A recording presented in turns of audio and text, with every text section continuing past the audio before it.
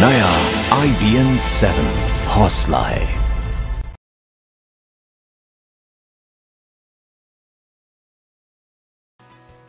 अगले 2 घंटे में हम आपके लिए बहुत सारे कार्यक्रम लेकर आए हैं, लेकिन सबसे पहले अभी देश दिन भर में सीधे चलते हमारे संवाददाताओं के पास। इस वक्त हमारे साथ है दिल्ली से विजय चौक से नीरज गुप्ता, मुंबई से निशात शम्सी, चंडीगढ़ से अमित चौधरी और अहमदाबाद से जनक दवे। सबसे पहले चलते हैं मुंबई, मेरे सहयोगी निशात शम्सी के पास। Nishat, good morning.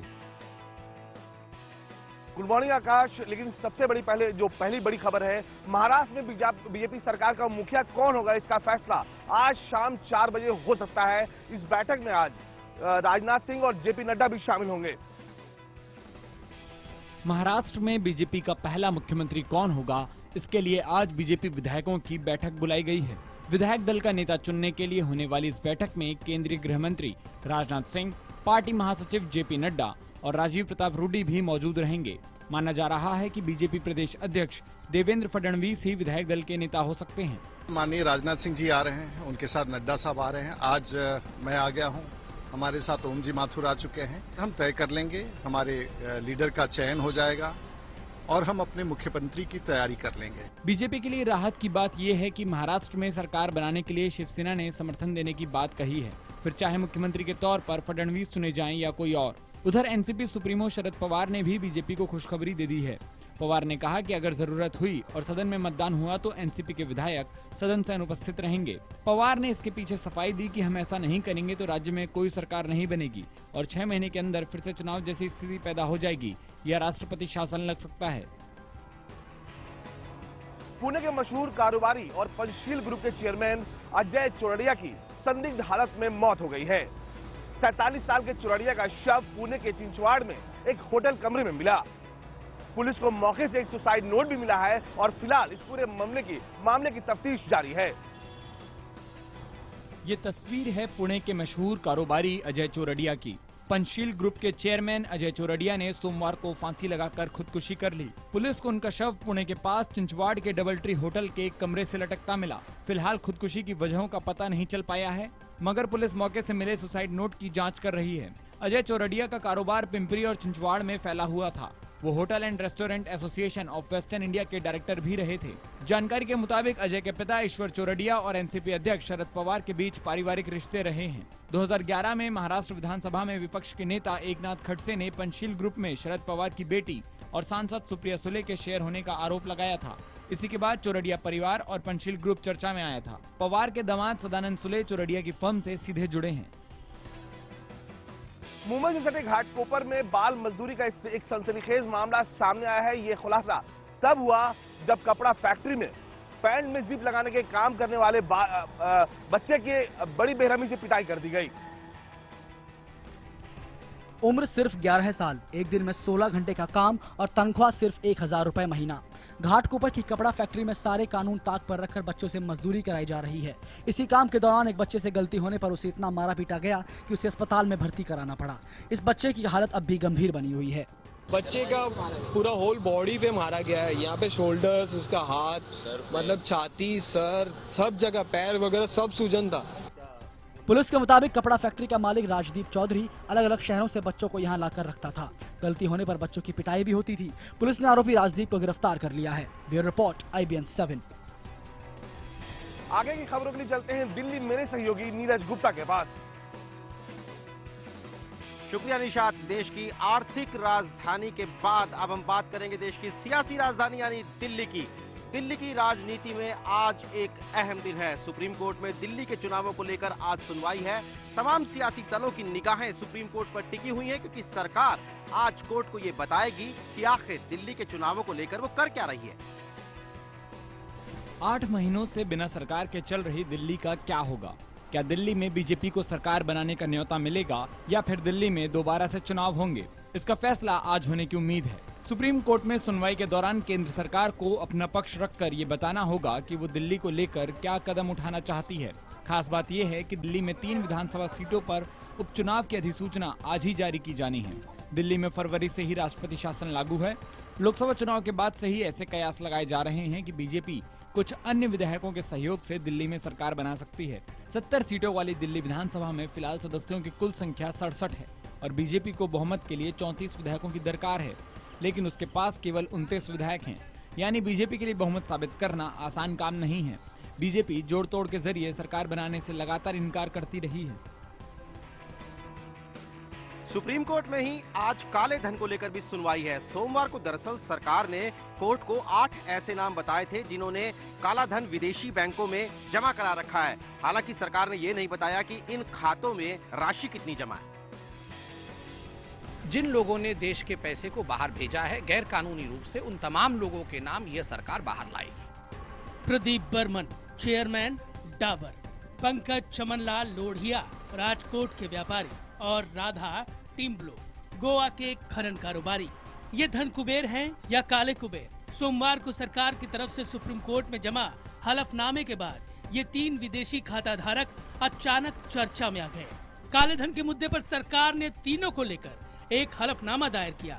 हलफनामे के मुताबिक सरकार अवैध धन जमा करने वालों का नाम जाहिर करने के लिए प्रतिबद्ध है, लेकिन सभी नाम कानूनी प्रक्रिया का पूरी तरह से पालन करने और टैक्स कानून का उल्लंघन साबित होने के बाद ही जाहिर किए जाएंगे। तीनों संदिग्धों के खिलाफ धारा 276C1 और 277 IT एक्ट 1961 के तहत मामला दर्ज किया गया है। हलफनामे में सरकार की तरफ से इन नामों के स्रोत की जानकारी भी दी गई। हलफनामे के मुताबिक प्रदीप बर्मन का नाम फ्रांस सरकार से मिली जानकारी पर आधारित है, जबकि राधा टिम्ब्लू और पंकज चमनलाल लोढ़िया के नाम दूसरी सरकारों से मिली सूचना के आधार पर हैं।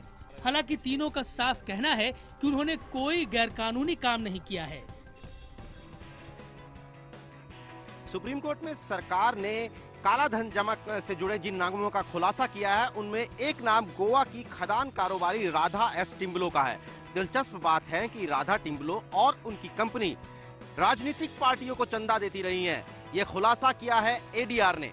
एडीआर वो संस्था है जो सियासी पार्टियों और नेताओं पर निगरानी रखने का काम करती है। केंद्र सरकार ने काले धन मामले में जिन 3 लोगों के नाम लिए हैं, इनमें गोवा में खदान का कारोबार करने वाली कंपनी टिम्ब्लो प्राइवेट लिमिटेड की मैनेजिंग डायरेक्टर राधा एस टिम्ब्लो भी शामिल हैं। एडीआर ने 2004-05 से 2011-12 के चंदे के आंकड़े जारी करते हुए दावा किया है कि टिम्ब्लो प्राइवेट लिमिटेड ने 9 बार बीजेपी को तो 3 बार कांग्रेस को चंदा दिया। अगर एडीआर के आंकड़ों में दम है तो काला धन रखने की एक आरोपी और उसकी कंपनी बीजेपी और कांग्रेस दोनों को चुनावी चंदा देती रही है। आंकड़ों के मुताबिक 2004-05 से 2011-12 के बीच यानी 7 सालों में टिम्ब्लो ने बीजेपी को 9 बार में कुल 1 करोड़ 18 लाख रुपए का चंदा दिया, वहीं 3 बार में कांग्रेस को भी 65 लाख दिए। और तो और एडीआर का ये भी दावा है कि राजकोट के जिस कारोबारी का नाम काले धन वाली सरकारी लिस्ट में है, उसने भी 2011-12 में बीजेपी को 51,000 रुपए का चंदा दिया था। वहीं गुजरात के बड़े कारोबारी ने स्विस बैंक खाता होने से ही साफ इनकार किया। गोवा की कारोबारी ने भी हैरत जताई। जब आप मुझे बोल रहे तब मुझे ये सब पता चल रहा है। I don't have any Swiss account. I don't have to say anything, I have to see the affidavit. If you have the affidavit please give it to me. Delhi के त्रिलोकपुरी इलाकों में 2 समुदायों के बीच दंगों को लेकर गृह मंत्रालय ने रिपोर्ट मांगी है। दंगे भले ही थम गए हों, लेकिन पुलिस की लापरवाही के चलते 20 दिनों तक वो हालात बनते रहे जिनके चलते ये दंगे हुए और 4 दिनों तक ये इलाका सांप्रदायिक आग में झुलसता रहा। त्रिलोकपुरी इलाके में सांप्रदायिक तनाव की चिंगारी करीब 20-22 दिन पहले नवरात्रों में फैली थी। इलाके में एक भगवती जागरण को लेकर 2 समुदायों में तनाव पैदा हुआ। दोनों ओर से पिछले 20 दिन से छिटपुट वारदात होती रही, लेकिन पुलिस हाथ पर हाथ धरे बैठी रही। हालांकि पुलिस मानने को तैयार नहीं है कि इस मामले में उसने कोई कोताही बरती है। जो गलत अफवाह फैलाने वाले हैं कि आप उन व्यक्तियों के खिलाफ सख्त कार्रवाई की जाएगी। हमारी जांच एकदम निष्पक्ष है और जो भी दोषी होंगे उनको बख्शा नहीं जाएगा। सिर्फ त्रिलोकपुर ही नहीं बल्कि दिल्ली पुलिस की लापरवाही सिविल लाइन इलाके के मजनू कटीला इलाके में भी देखने को मिली। दीपावली की रात वहां पर भी 2 समुदायों के बीच तनाव के बाद जमकर बवाल कटा। पुलिस अगर दशहरे में शुरू हुए तनाव पर कार्रवाई कर वहां फैल रही अफवाहों को रोकने के लिए समय पर काम करती तो शायद त्रिलोकपुरी के हालात ऐसे नहीं होते। दिल्ली से तो बस इतना ही, लेकिन देश दिन भर में खबरों का सिलसिला अब आगे बढ़ाएंगे सिटी ब्यूटीफुल यानी चंडीगढ़ से मेरे सहयोगी अमित चौधरी। शुक्रिया नीरज। अब हम बात करेंगे कि ऐसी जो हम सब लोगों से जुड़ी है, आप लोगों से जुड़ी हुई है, और ये खबर है कि अगर आप अपने गहने और अपने जरूरी कागजात बैंक के लॉकर में रखते हैं तो आप चौकन्ने हो जाइए, क्योंकि हरियाणा के सोनीपत में एक ऐसी घटना घटी है जिसने सबके होश उड़ा दिए हैं। यहाँ पर पंजाब नेशनल बैंक के 80 से ज्यादा लॉकर्स को तोड़कर लुटेरे करोड़ों रुपए का सामान लूटकर फरार हो गए। खास बात यह है कि इन लोगों ने इस लूट को अंजाम देने के लिए 150 फुट लंबी सुरंग खोदी थी। बैंक में भीड़ को समझाते पुलिस वाले और सब कुछ लुटने के बाद बदहवासी में आंसू बहाते लोग सोनीपत में गोहाना पंजाब नेशनल बैंक के एक दो नहीं बल्कि 86 लॉकर तोड़कर डकैत लोगों का कीमती सामान और हीरे जवाहरात लेकर फरार हो गए। पीछे छूट गया तो बस ये बिखरा हुआ सामान और अपना सिर पीटते ग्राहक। मेरी तो बेटी का सोना भी है, बहू का भी है और मेरा भी। हमें फायदा क्या हुआ लॉकर खुलवाने का बैंकों में? जब मैनेजर इतनी नहीं कर सकता तो बैंक का लॉकर खुलवाने के क्या फायदा हमें? दोनों भाइयों के और एक मेरी मदर का, मेरी दादी जी का, उसमें थोड़ा सा गोल्ड पड़ा है और जैसा भी है पता लग जाएगा, अभी कुछ कह नहीं सकते। ये पूरा मामला उस वक्त सामने आया जब एक महिला अपने लॉकर से कुछ सामान निकालने के लिए लॉकर रूम में पहुंची। उसने देखा कि सामान निकला पड़ा है और लॉकर टूटा हुआ है। इसके बाद तो बैंक में अफरा तफरी मच गई। पुलिस मौके पर पहुंची, जांच शुरू हुई तो लॉकर रूम में एक सुरंग का पता चला। सुरंग का दूसरा सिरा तलाशते हुए पुलिस बैंक से तकरीबन 150 फीट दूर बने इस मकान तक पहुंची तो यहाँ सुरंग से निकली काफी सारी मिट्टी मिली। जो लॉकर्स हैं उनके साथ छेड़छाड़ की गई है। ऐसे मामले के लिए कंप्लेंट बैंक मैनेजर ने दी है, जिस पे प्राथमिकी दर्ज करके और हम इन्वेस्टिगेशन कर रहे हैं, टीमें बना दी गई हैं। अब खबर जम्मू कश्मीर से। सोपोर में सुरक्षा बलों ने 8 लश्कर के आतंकवादियों को गिरफ्तार किया है। जानकारी के मुताबिक ये आतंकवादी चुनावी रैलियों और नेताओं को अपना निशाना बनाना चाहते थे। पुलिस की गिरफ्त में खड़े ये आतंकी जम्मू कश्मीर में विधानसभा चुनाव के दौरान वीआईपी रैलियों और नेताओं को निशाना बनाने की फिराक में थे। मगर इससे पहले कि ये अपने नापाक इरादों में कामयाब होते, पुलिस ने 8 आतंकवादियों को गिरफ्तार कर लिया। पुलिस के मुताबिक बारामूला जिले के सोपोर में लश्कर के रिक्रूटमेंट मॉड्यूल को पकड़ा गया है। इस मॉड्यूल के 8 सदस्यों में 3 सगे भाई हैं। इनकी ये एक नेटवर्क था इनका ओजी जिनको लॉजिस्टिक वगैरह जो प्रोवाइड करते थे, इंक्लूडिंग सिम कार्ड वगैरह, मनी, मैसनरी, तो वो एक बड़ा सा मॉड्यूल था। वहाँ पे काफी टाइम से सरगर्म था।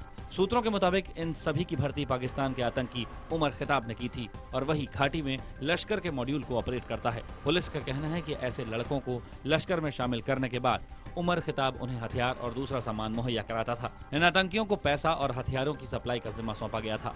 बहरहाल जम्मू कश्मीर में चुनाव के ऐलान के एक दिन बाद मिली इस बड़ी कामयाबी से पुलिस और सुरक्षा बलों ने राहत की सांस ली है। उत्तर भारत के बाद अब चलते हैं गुजरात में। वहां की खबरें बताएंगे मेरे सहयोगी जनक दवे।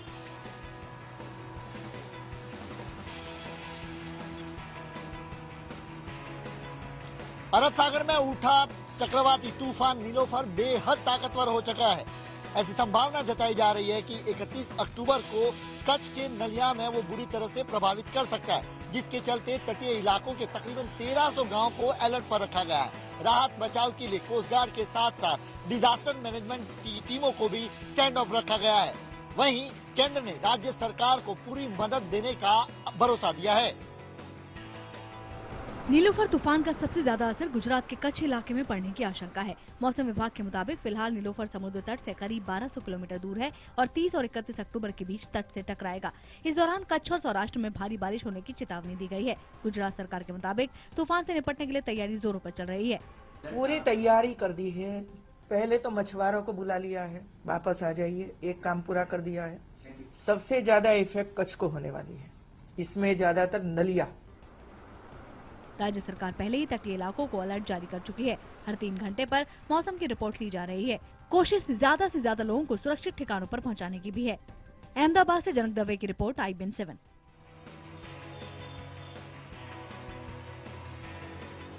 अब खबर यूपी से। दुधवा जंगल से भटका एक बाघ उत्तर प्रदेश की राजधानी लखनऊ की सीमा में घुसा है, जिसके चलते आसपास के गांव में दहशत है। वन विभाग की टीम बाघ के पंजों के निशान के सहारे उसे पकड़ने की कोशिश कर रही है। हालांकि सबसे राहत की बात यह है कि बाघ ने अब तक जानवर को ही अपना शिकार बनाया है। बाघ के पैरों के निशान का पीछा कर रही ये लखनऊ वन विभाग के अफसरों की टीम है। इस टीम को उस बाघ की तलाश है जो दुधवा नेशनल पार्क से भटककर लखनऊ की सीमा में घुस आया है। बाघ के लखनऊ में घुसने की खबर के बाद पूरे इलाके में दहशत फैल गई। बच्चे स्कूल नहीं जाते हैं, दहशत बड़ी है और मेरे पैर जो है निशान मिले लगे हैं, सिपाही झोड़े में। सरकार ने बाघ को पकड़ने के लिए वन विभाग के अधिकारियों की टीम तैनात कर दी है। कोशिश है कि बाघ को जिंदा पकड़ा जाए। बाघ के पैरों के निशान के सहारे वो उसकी लोकेशन ट्रैक करने में लगे हैं। कहा जा रहा है कि अभी तक बाघ ने कुछ जानवरों को अपना शिकार बनाया है। हालांकि अधिकारियों के मुताबिक फिलहाल बाघ आदमखोर नहीं हुआ है। फुटप्रिंट जो है उसको देखने का प्रयास कर रहे हैं। अभी किस तरफ गया है, कुछ अंदाजा है आप लोगों को? मल्हा तक में मिला है। वन विभाग ने बाघ को पकड़ने के लिए खास रणनीति तैयार की है, मगर अफसर चाहे कितने दावे कर लें, लोग तब तक दहशत से बाहर नहीं आ सकते जब तक बाघ पकड़ नहीं लिया जाता।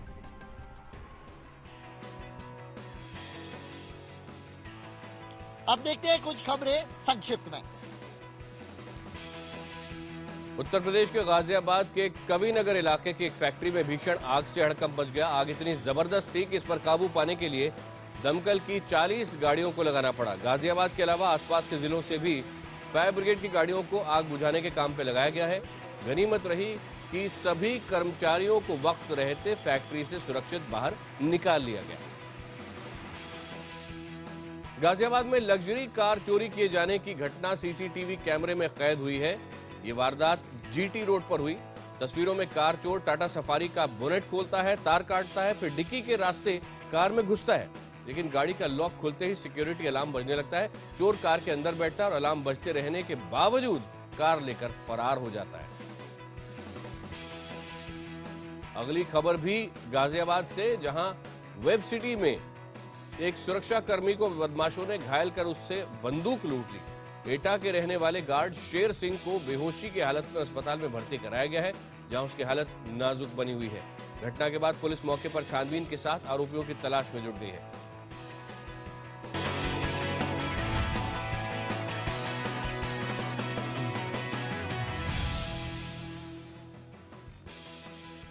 छठ पूजा का आज दूसरा दिन है। खासतौर पर बिहार का ये महापर्व देश भर में मनाया जा रहा है। घाटों पर स्नान के साथ साथ सूर्य को अर्घ देने के लिए भारी भीड़ उमड़ रही है। त्योहारों के इस मौसम में अभी छठ पूजा की रौनक देखने को मिल रही है। बिहार, झारखंड और पूर्वी उत्तर प्रदेश में नदी किनारे घाटों पर भारी संख्या में लोगों की भीड़ जुट रही है। हर कोई छठ के रंग में रंगा है। पटना में गंगा नदी के घाटों पर लोग स्नान कर रहे हैं। भागलपुर में महिलाएं घाट पर भजन गा रही हैं। पूर्णिया में महिलाएं परिक्रमा लगाते हुए पूजा कर रही हैं। रांची में महिलाएं अपना व्रत तोड़ रही हैं। वहीं कटिहार और मुजफ्फरपुर में छठ की पूजा के सामानों से बाजार सजे हुए हैं। घाट पर जा करके और रात भर जागरण करते हैं हम लोग, फिर पानी में खड़ा होकर के अर्घ देते हैं। इसकी मान्यता है, कोई भी मन्नत मानिए वो जरूर पूरा हो जाता है। छठ माता की बहुत बड़ी कृपा है। इस पूजा में छठ प्रति भगवान सूर्य को अर्घ देकर मंगल कामना करती हैं। छठ पूजा के दूसरे दिन महिलाएं अपने पति और बच्चों की सलामती का व्रत रखती हैं और शाम को खाना खाकर व्रत तोड़ती हैं। बाजार में महंगाई के बावजूद लोगों में छठ पूजा को लेकर बेहद उत्साह है। अब देखते हैं देश भर की कुछ खबरें संक्षेप में। पटना सिटी के शिकारपुर इलाके से 3 दिन से लापता 7 साल के प्रियांशु राय का शव सोमवार को नाले में पाया गया। नाराज परिजनों ने अशोक राजपथ पर शव को रखकर विरोध प्रदर्शन किया और हत्यारों की गिरफ्तारी की मांग की है।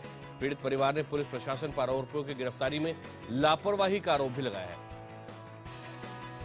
मध्य प्रदेश के अनूपपुर जिले में नाबालिग के साथ दुष्कर्म का मामला सामने आया है। आरोप है कि पड़ोस के लल्ला राठौर ने पहले दुष्कर्म किया और नाबालिग के शोर करने पर उसके साथ मारपीट की। बचाने आए नाबालिग के पिता पर भी आरोपी ने साथियों के साथ मिलकर हमला कर उसे गंभीर रूप से घायल कर दिया। मध्य प्रदेश में बैतूल की मुल्ताई तहसील में भूमाफिया ने सरकारी दस्तावेजों में हेराफेरी कर बड़े जमीन घोटाले की साजिश का खुलासा किया है। 24 किसानों की लगभग 68 हेक्टेयर जमीन इंदौर की एक कंपनी ने राजस्व रिकॉर्ड में अपने नाम पर दर्ज करवा ली, जबकि इन किसानों ने अपनी जमीन का कभी सौदा किया ही नहीं।